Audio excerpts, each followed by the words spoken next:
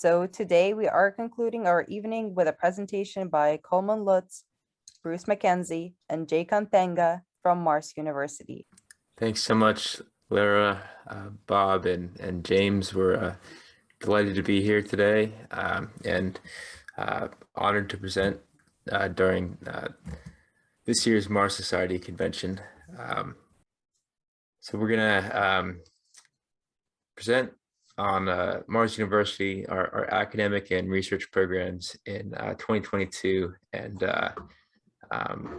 let's jump into things. So today's speaker will be myself, Kolemann, or Cole, and I'm the co-founder at Mars U, and Jekan and Bruce have joined us as well as speakers. You guys feel free to introduce yourselves as well. I don't want to say much, let's get into it, but I'm Bruce Mackenzie, live in the Boston, USA area. Been with the Mars Society since its beginning. And Cole came to me and said, I want to do something called the Mars University. And I said, I don't know what you are thinking of, but I love the name and I want to be involved. Go ahead, Jekan. Thank you. Jekan Thanga here. I'm an associate professor at the University of Arizona, and we actively work on research, particularly planetary exploration research. And of course, Mars has always been interesting. We've been working on and off in this area for about 20 years now. And this is an exciting opportunity that Cole has been organizing with, and we're looking forward to participating with him. Awesome. Glad to have you guys here today and speak. So for our agenda, I'll be presenting for around 15 to 20 minutes, followed by an open discussion and Q&A, and feel free to share any ideas, comments and questions in the chat or verbally afterward. Okay.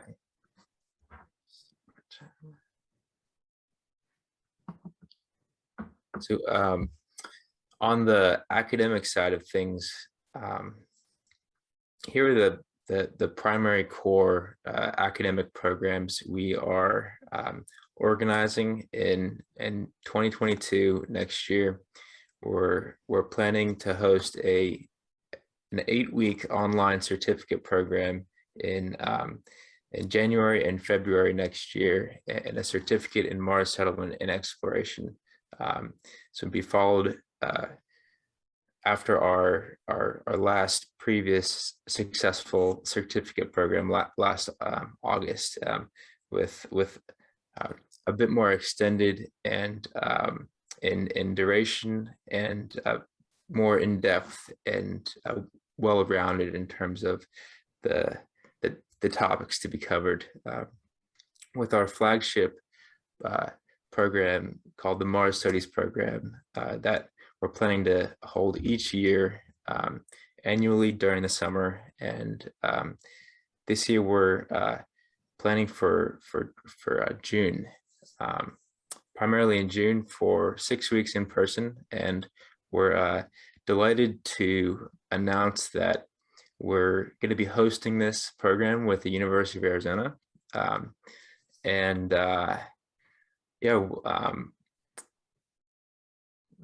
There are a lot of factors involved, but they're really a leading pioneer in terms of what they've accomplished to becoming multiplanetary. And so we'll speak more to this program in the several slides, and that'll be a core theme of today's presentation as well. And we're also in early discussions and conversations about co-hosting an in-person program with MIT, an in-person and online program with MIT around the same time frame in January as a 2-week, potentially a 2-week program. And we're also discussing about co-hosting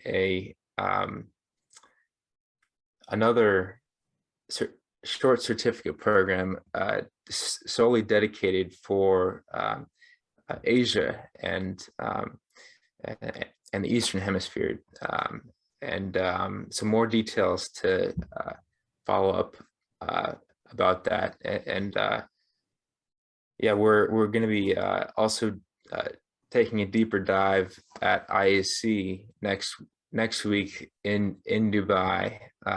If anyone will be attending, would love to see you there and meet up. But yeah, and Jekan will be there as well. So for this upcoming online certificate program, it'll be 8 weeks, and it'll be taking place all online, and we're aiming for around 5 to 10 hours per week of live synchronous classes, more flexible to the interactive and working professional lifestyle and schedule, with a bit more affordable courses, around $600 US per course. And they'll be a bit longer in duration as well, because the program has been extended by around 4 to 5 weeks to accommodate the working professional schedule. And we had 8 students who successfully graduated last program in August, and it was really, they're really well accomplished individuals, and most of them had master's degrees. So we're really delighted to have a really highly knowledgeable and impressive first class. And admissions for this program is going to open in early November and close in mid-December. And we believe this is a great time frame as well to start this upcoming next semester. And we're also in discussions and planning to add a course possibly on in situ resource utilization and manufacturing on Mars. And we're looking to collaborate with a paid faculty member to teach this course. If you or anyone has any suggestions, I believe that's a really important component of what we're doing in Mars settlement. Yeah, and here's the link to the program webpage there. So here is the Mars Studies program. This is really the kind of where some of the magic is going to happen. And so we're planning to have this program be 6 weeks in duration, and an in-person certificate program with up to 36 students, around 5 to 6 faculty, and a whole bunch of awesome guest speakers and lectures. And so this will be a multi-site program, primarily held at the University of Arizona, and but then also with local maker spaces, and with all sorts of exciting field trips, and then Biosphere 2 as well, as an analog research station. And so what makes this program unique is that it's really project-based and research-based. And so we're planning 4 to 5 Mars-oriented courses with around 180 hours of instruction. And so participants, staff, and faculty, we can all really, come together and really immerse ourselves in research and labs, and really understand on a molecular level what's happening and what will happen in Mars settlements, and to the ultimate goal of helping make life multiplanetary, but then also learning how to live and thrive on the planet, and enabling others to do so. And so we're really excited to be collaborating with the University of Arizona to host this first program. And there's also quite interesting, is an option to enroll either in person or online. And so we're planning to live stream all the classes, the lectures, and but if you plan on attending, it won't be as you won't get that same level of hands-on experience, but still be able to collaborate on various projects and team projects. So we're leaning to have this program be more affordable, around $7,500 US in tuition, and that's excluding scholarships. And so this program will be more, we believe it'll be more, one of the more affordable programs as we, learn how to host these in-person programs. And this last summer, I had a wonderful opportunity to work as a staff member with the International Space University during their space studies program, and really learned a lot of the, how they've been able to successfully run these certificate in-person programs for, the past 30 or so years. And so I'm excited to be helping lead this initiative, and has a lot of moving parts, but it's quite exciting. And we have an awesome team here and staff. We're growing, over the months and weeks. So yeah, our two, faculty so far confirmed will be Daniel Tompkins, who will teach agriculture, and then Jekan Thanga, who's the assistant professor of aerospace and mechanical engineering at the University of Arizona, and he'll be speaking more to what he'll be doing in later on as well. And Thorsten is one of our first alumni, and he's going to be helping lead the logistics. And Abhishek, he's worked with him this last summer, and he's have full confidence in his abilities to carry out the IT operations. And Sarah Sabri is currently a graduate researcher at Mars U, who we plan to have her be a teaching associate and really help bridge some of the research and academics and courses together as a teaching associate. And so there's a lot of opportunity to get involved with this program, and whether it be as a faculty, graduate assistant, researcher, or ambassador. Yeah, if you're interested, reach out.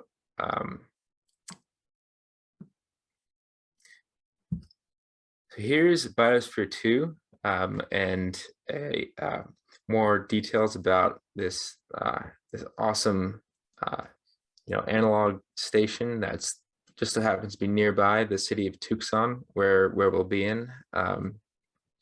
And we're thinking we can go do a field trip and labs on site with a potential overnight stay and access to their facilities, and then hopefully plan a analog mission as well. Should be quite exciting. They're established in the late 1980s, and I think they're the largest biosphere here on Earth. And yeah, it quite excited. And then there's also SAM, the newly constructed analog research station that we are exploring opportunities there as well to host analog missions. And so hopefully we'll all congregate here, and we'll be really immersed and be able to conduct a lot of meaningful research and science here. Yeah. Here are a lot of incredible Mars analog environments and sites. If you're interested in getting involved, we'd love to go,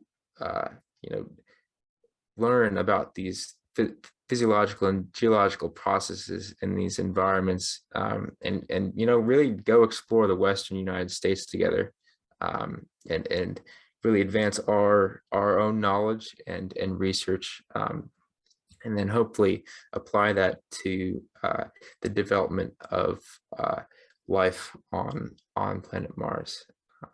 And we're really excited about a lot of these awesome environments and places.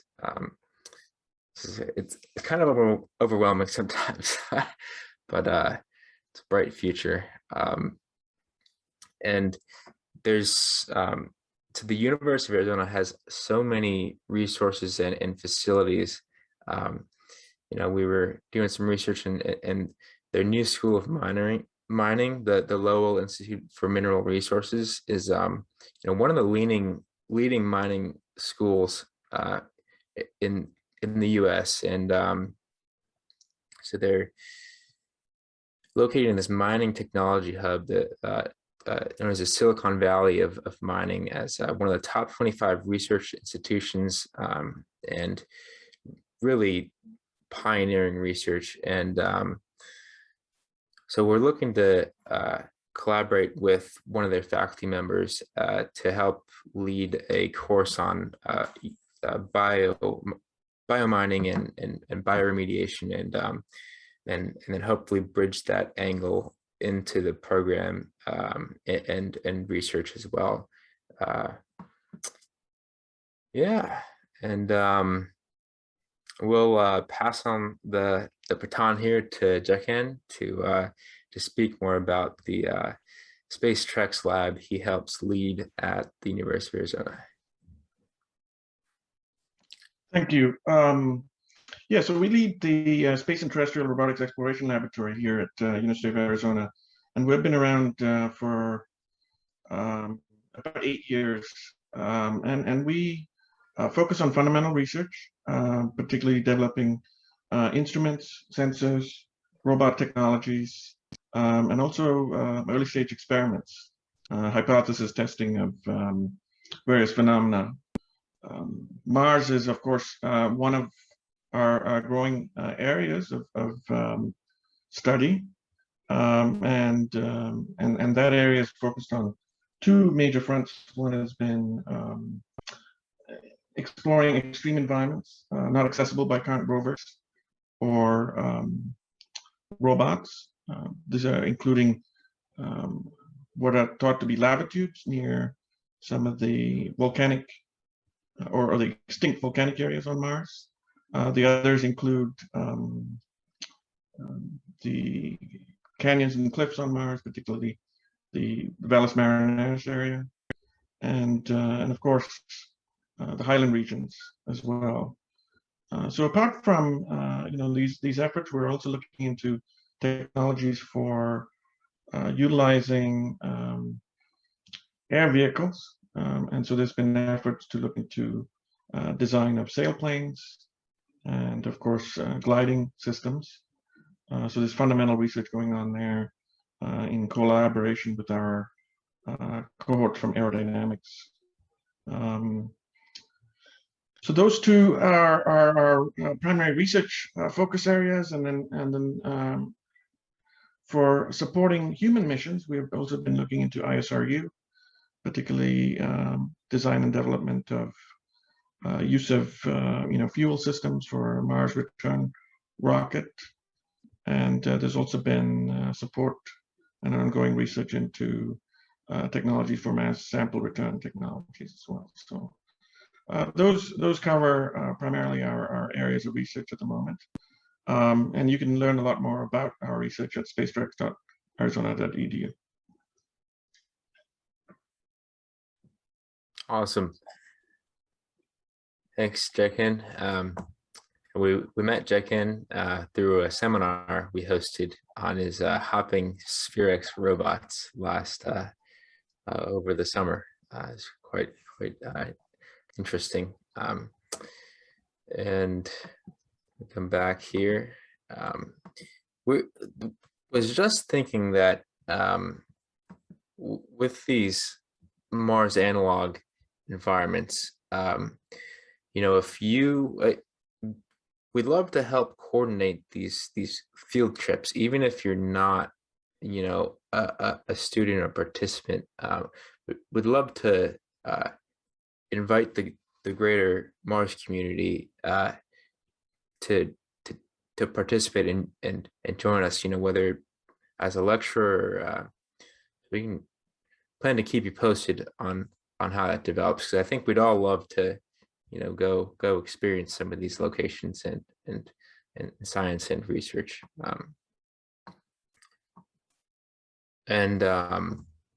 So there's all sorts of exciting workshops, labs, and team projects where we're trying to put the pieces of the puzzle together, and where the magic is really going to happen is at these local maker spaces.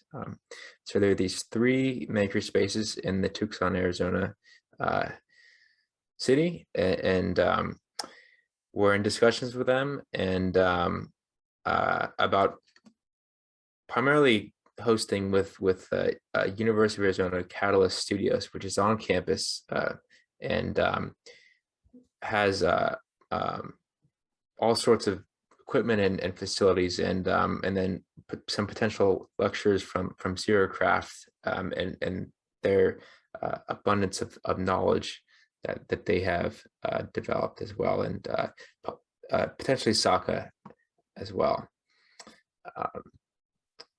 And so here's the Catalyst Studios.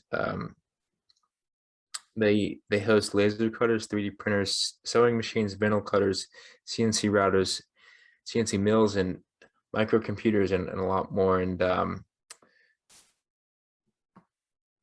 they provide students, faculty, and staff access to their 3D printing and scanning for free.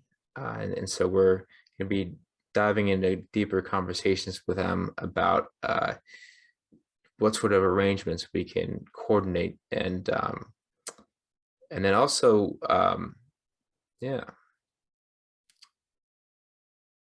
and so hopefully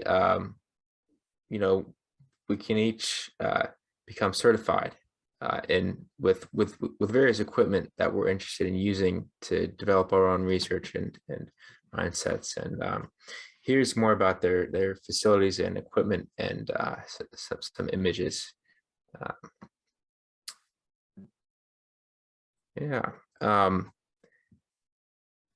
Our goal is to enable you as a participant, staff, or faculty to really develop the skills and mindset to live and enjoy life on the Martian surface, and to really familiarize ourselves with the systems, tools, and equipment beforehand, and really help conduct and advance the research in science.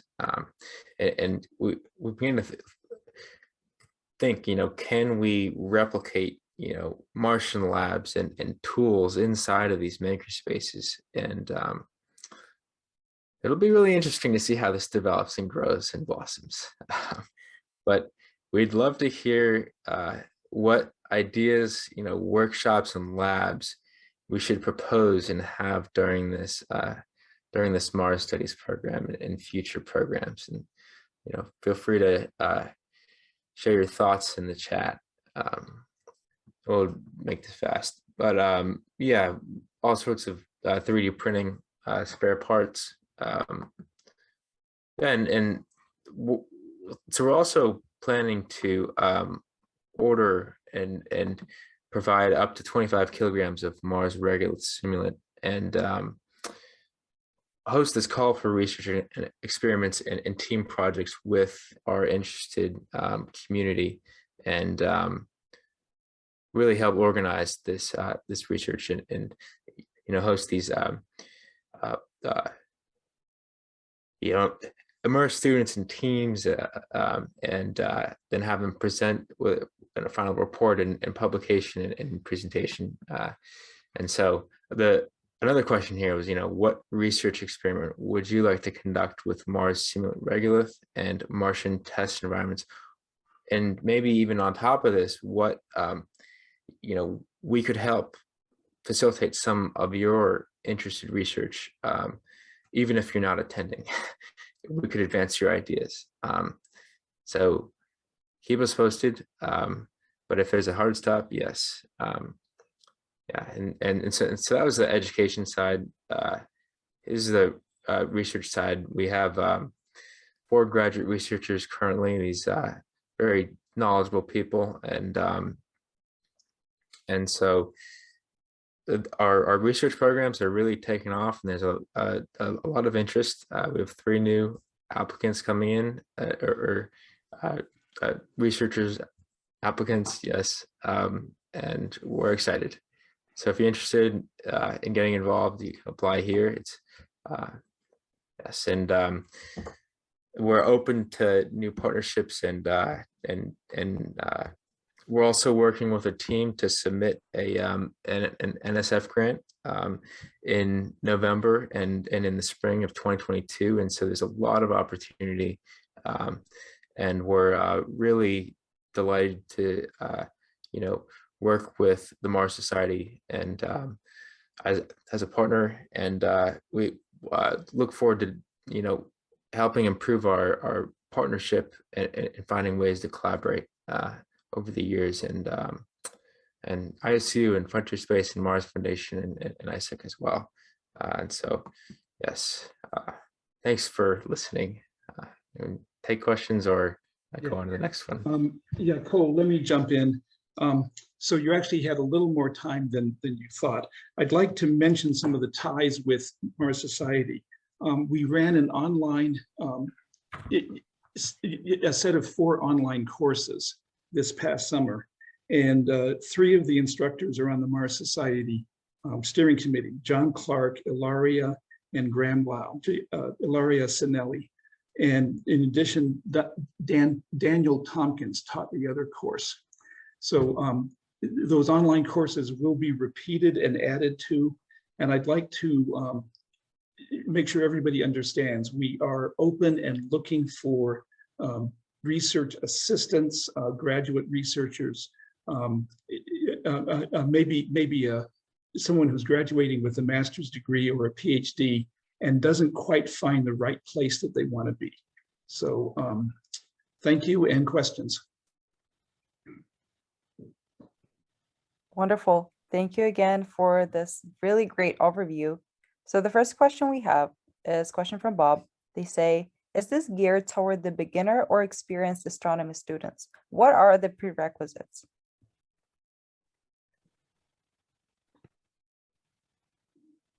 I can take a stab. It's a great question, Bob. Leaning toward more on the intermediate level, I think that a lot of people that come to us interested in applying, they've already really identified that they have a potential lifelong passion, and they're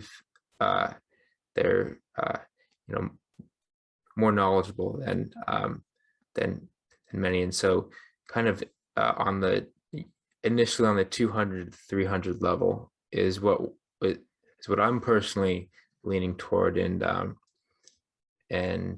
then also as well, because if we were to quantify the quality of our courses over time, and even our faculty, 5-10 years from now, our faculty and instructors will be much more knowledgeable about their topics as well.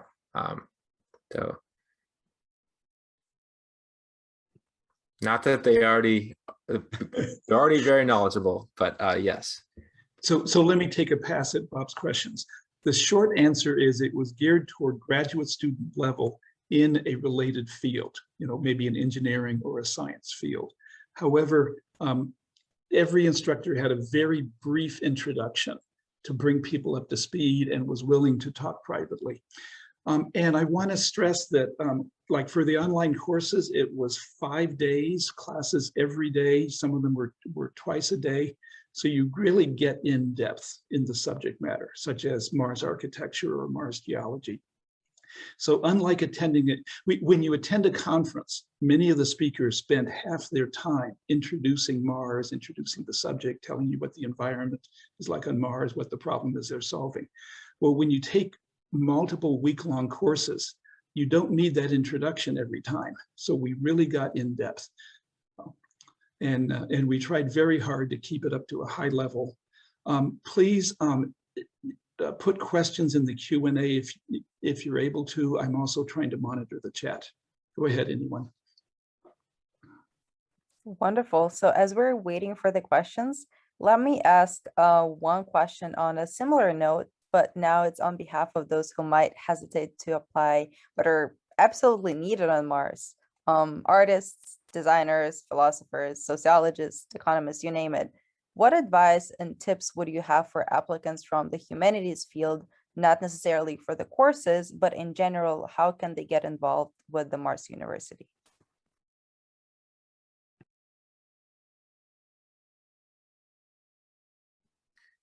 Yeah, on the humanities side, I think you know, with art, there's a lot of opportunity to help design artwork for our programs and courses, and but then also research. I think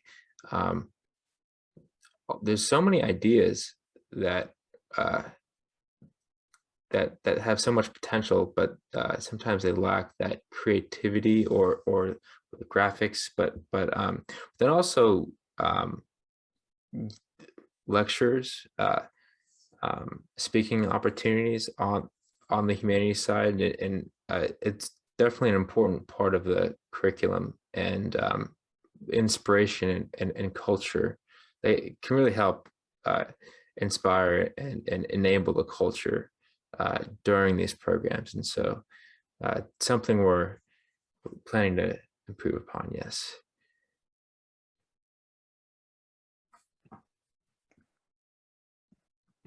Thank you again. I'm definitely already marking my calendars for 2022, and do encourage folks to not only consider applying, but most importantly, sharing this opportunity with friends and colleagues. You never know when it's a perfect time for your friend or somebody you know to try out something new, and that can change the course of their life.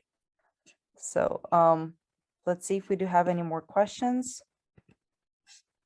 We do have a question from Harley. They say, is the course material more about the Mars itself, or is it more about learning what it would take to live on a Mars and skills that would be needed there? For example, is it all STEM or other social aspects covered? Bruce, you want to jump in? Yeah, so it depends on the class. You know, Mars geology was, you know, how did Mars get to be the way it is? What types of rocks would you find? You know, how were they made? Volcanism, etc. But we also had a class on human factors.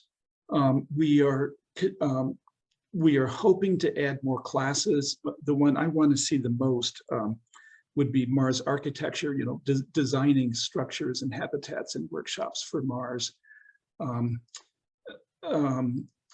Let's see, we had a big debate about, do we want to encourage artists and whatnot, and we are open to people of any interest. And if we get a lot of potential students who are interested in one particular field, we will try to add a course, you know, be it, you know, filmmaking, artwork, writing, sociology, government. So we do expect to get into some of the soft subjects. So Yes, and that's a really wonderful question, because it's something we don't entirely know yet, but we're aiming to find a good balance between that in terms of the education and material on you know, what we know about Mars, and but also what it takes to live on Mars, but then also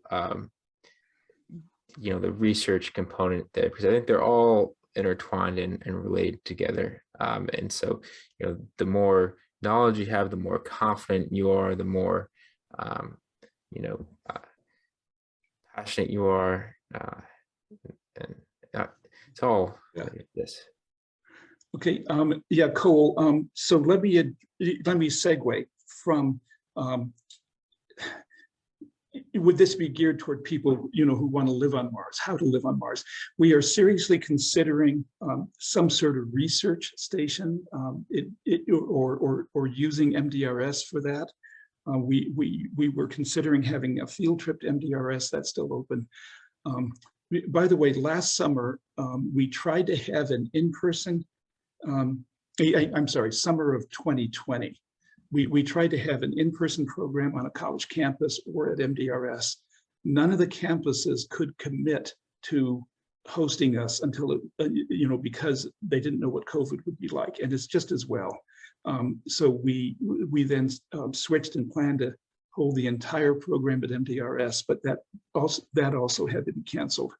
So anyway, so we are considering a program geared toward what it would be like to actually living on Mars, living in a settlement, building a settlement. So, and by the way, Dan Tompkins wrote in the chat, he's one of the past instructors, concerning who it is aimed toward. As I said, graduate student levels, but also young professionals. There were a few early undergraduates and high school students who were very interested last time, and we basically talked them out or interviewed them privately because we wanted to keep it at the level of graduate students or above. We will take more senior undergraduates for most of our programs. Now there are ways that anybody can contribute. Do we have other questions? Yes, and thanks, Dan. To elaborate on the last question, our goal is also to provide the technical knowledge and the mathematics and the science that underpins, the settlement of Mars and enabling life to thrive, but then also enabling you with the knowledge that that analog research stations have trouble providing in short timeframes with really with so much going on.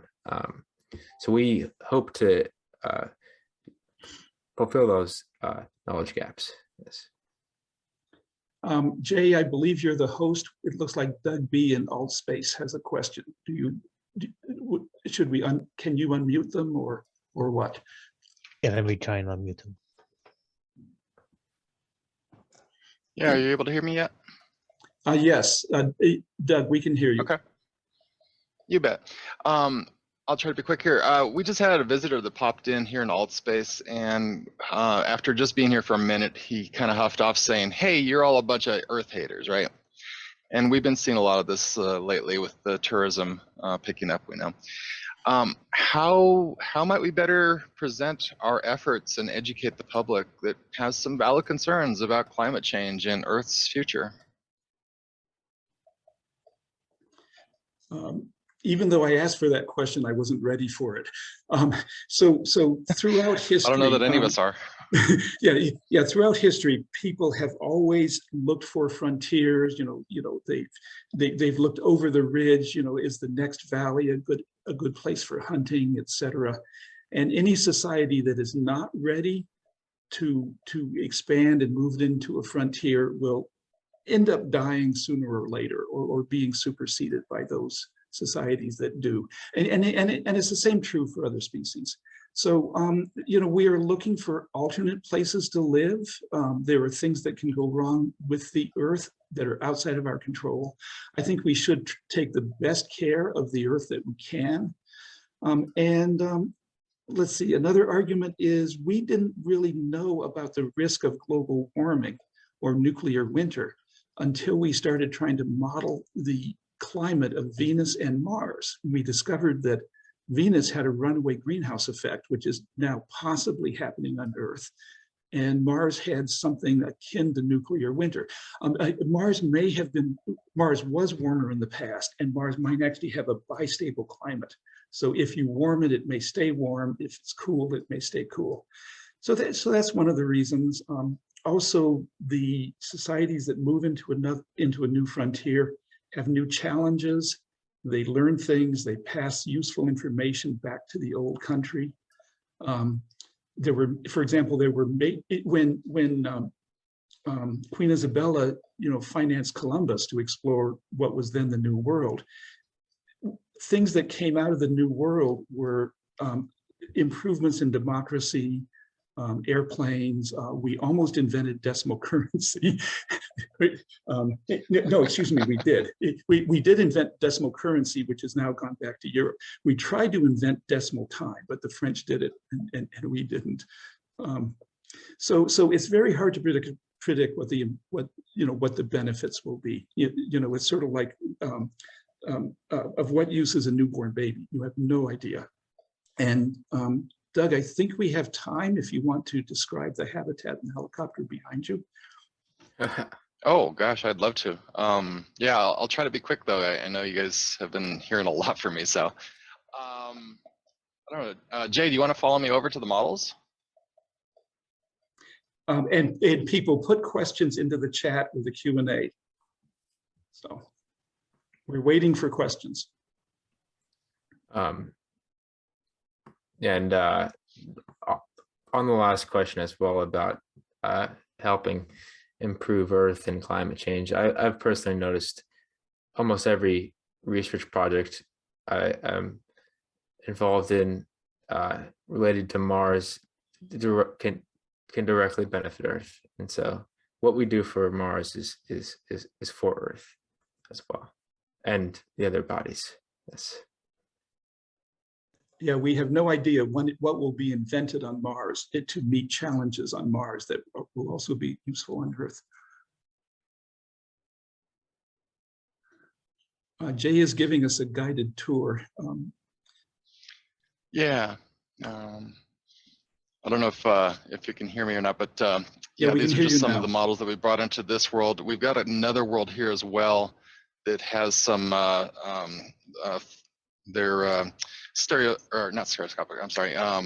panoramic imagery. It's a full sphere you can step into like a bubble. Hey, I can and you see can myself. see one of them's Mars. Yeah, we've been watching on the big screen up here. And we've also got one of those panoramic bubbles set up for the MDRS station, so you can actually go and step in there and see the desert and all the habitats and the like. But overall, yeah, Jay has been doing a fantastic job putting together a bit of technology that really doesn't technically exist. So I've been very impressed with his work here. We should definitely commend him for it. Okay, Wonderful. while we're waiting for people to type their questions, I had a dream about Mars University, which is that there'll be more and more people traveling to Mars, and they will be very bored during their trip outbound from Earth to Mars, so they can take a couple classes while they travel. And then coming back from Mars, they can write their PhD thesis for Mars as part of Mars University. Someday we will establish a satellite campus on Mars, and then later that would become the main campus, and whatever Earth campus we have would then be the satellites on Phobos and Deimos. And by learning, so everyone on Earth is now connected digitally, at least everybody who's likely to take graduate courses. But the people going to and from Mars and beyond Mars and the asteroids will have a problem with time delay. They won't be able to participate in real time with a web-based, say, webinar or class. And so Mars University will have to become an expert in time delay learning. We tried that years ago with correspondence courses. It didn't work very well. But anyway, there's this opportunity to figure out time delay learning.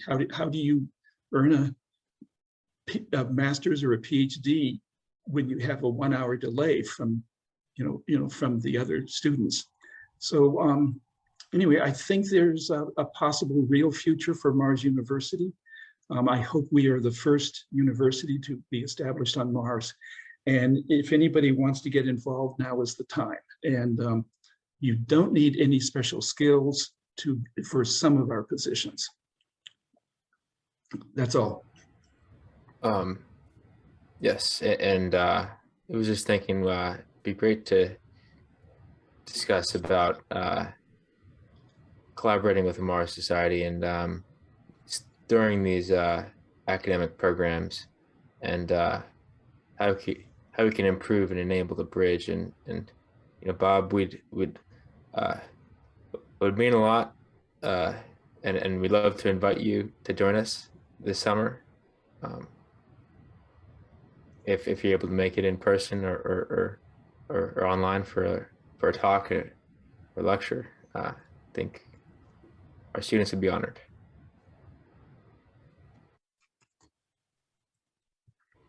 I'd be happy to give a lecture. And we're putting you on the spot, Bob.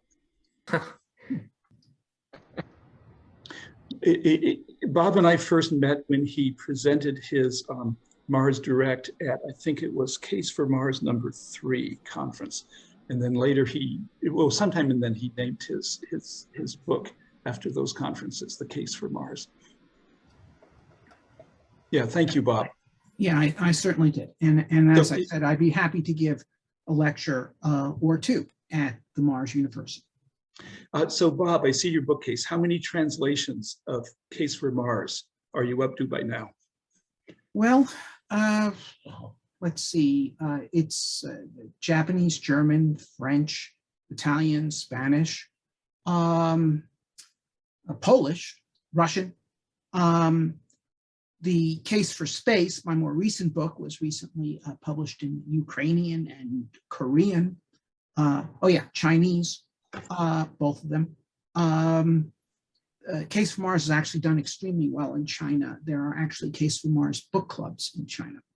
And when I visited one Chinese entrepreneurial space company, Link Space, they all had copies of the Chinese edition of the Case for Mars.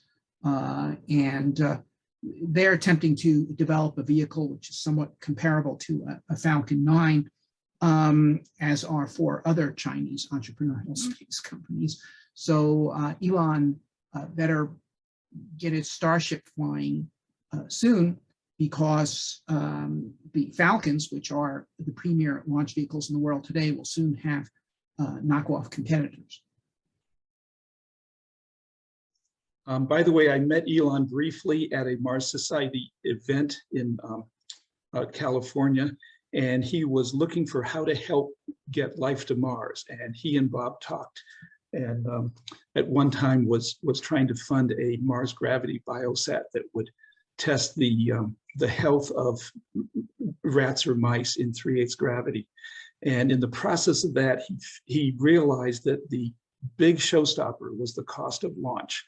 And then he tried to solve the cost of launch problem by founding SpaceX. So yeah, it's a connection that goes way back.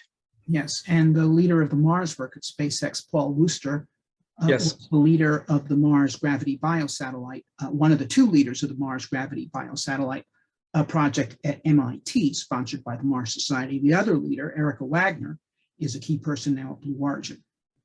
Yep. I think Erica might have left. I'm not sure. We got a question from Lyra. What are Mars U graduates involved in now? How can Mars U help them in their future projects? Well, there aren't very many Mars U graduates, because they only had 1 program, and actually, luckily, it was a very small class. They got excellent attention from the instructors while the instructions were working out their first program. Cole, how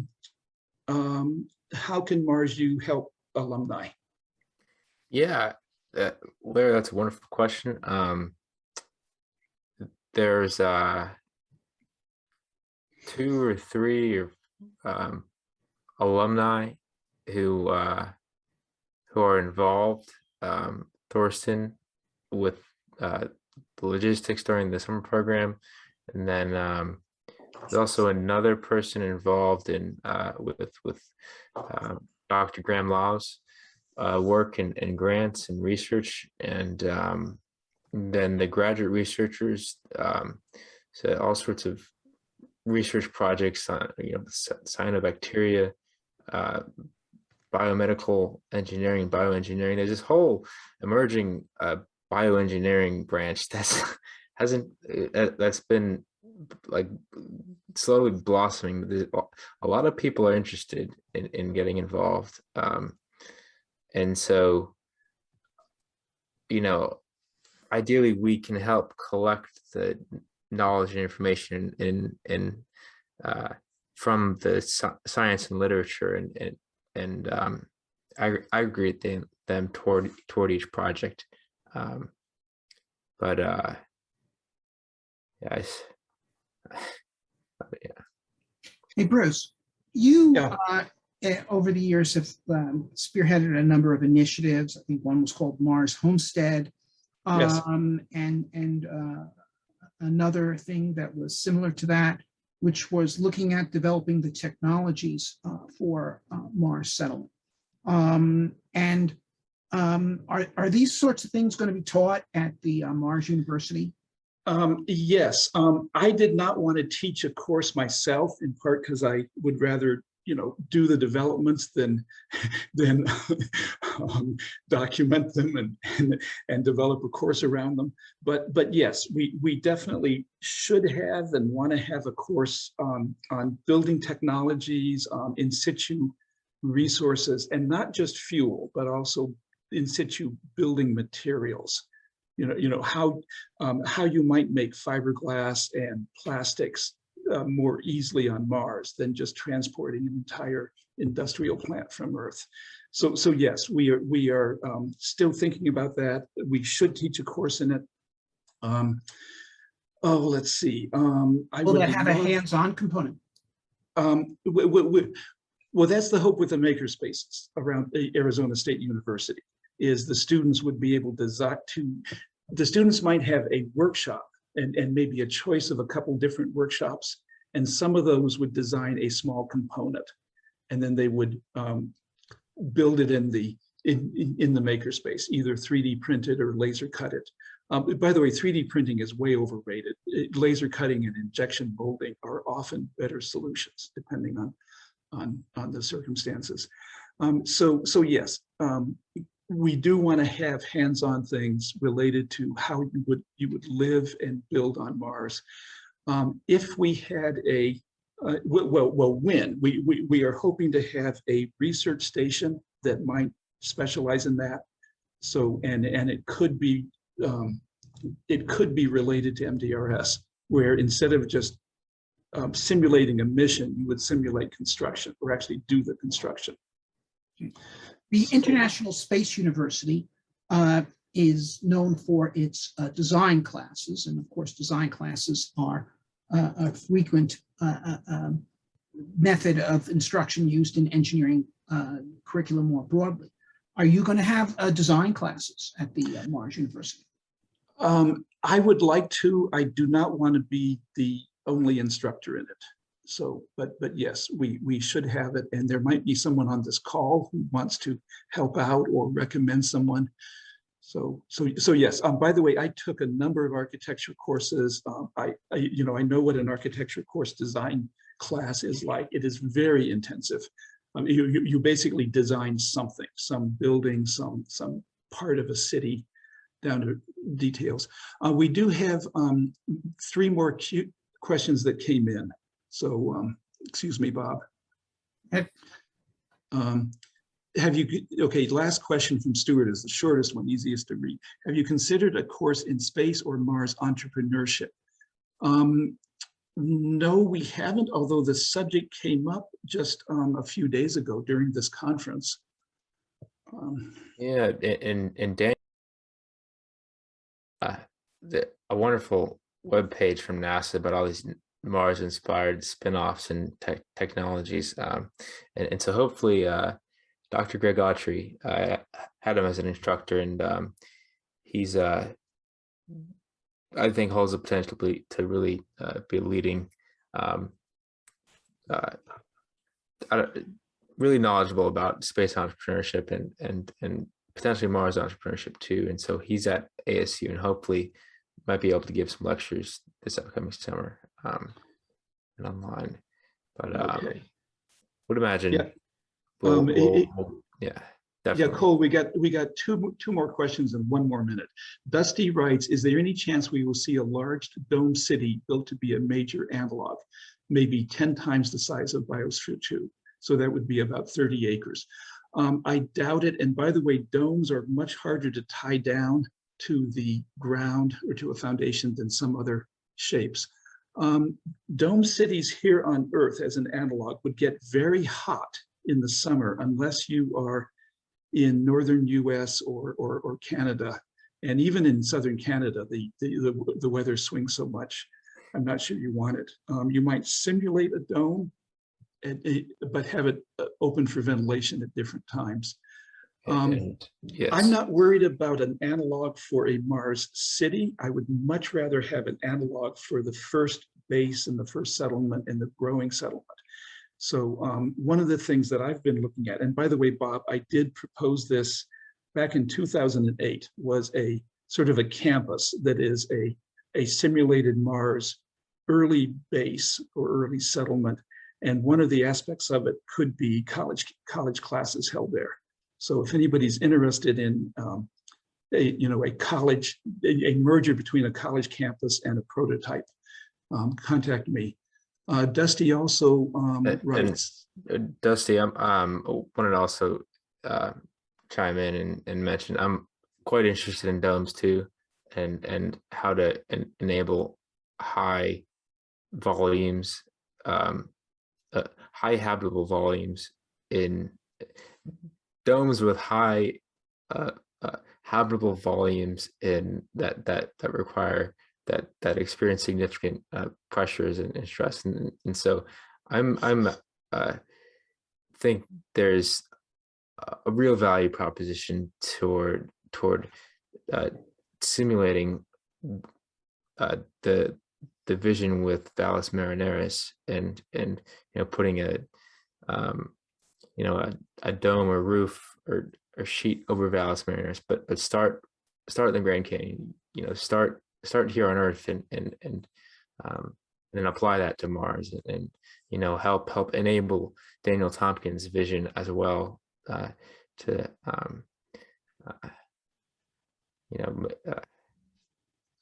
colonize Valles Marineris. Yes.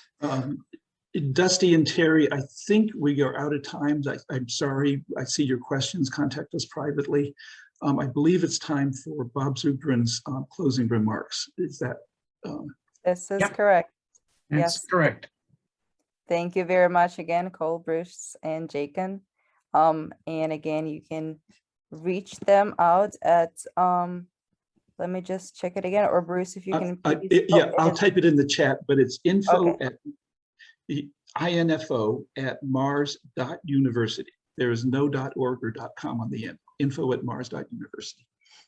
Great. Thank you so much.